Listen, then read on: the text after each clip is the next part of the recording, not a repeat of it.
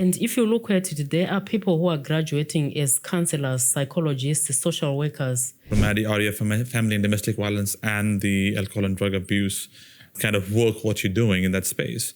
What do you see? How do you, and there's a less number of people in that workforce. Also, there's challenges of identifying more people to join and then start being involved in that sector.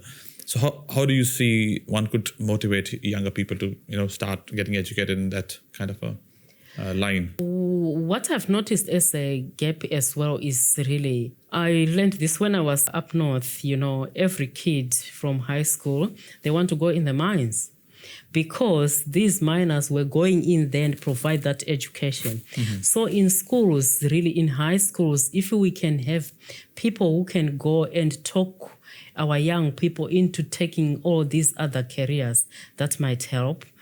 And what I've noticed as well is in terms of those organizations that accommodate people when they do their trials or when they do their work, it's called workplace sort of... Work placement? Work placement and all that.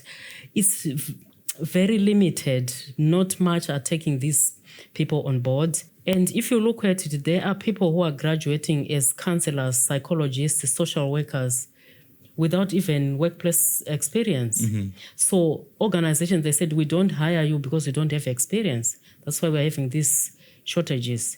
And people end up working as support workers and all that. But these are skilled people who have graduated.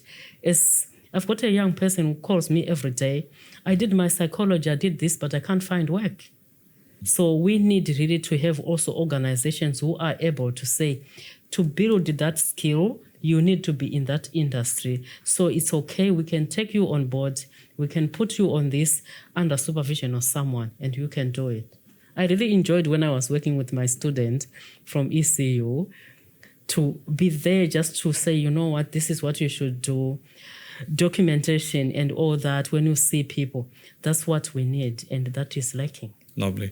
And I think my concluding question is, how do we create more mentors who can support younger people to see these challenges and give them the right guidance on the way? I think also creating more mentors, they need to be looked after. I'll give you the structure that was used by Organization of African Communities. It was so good.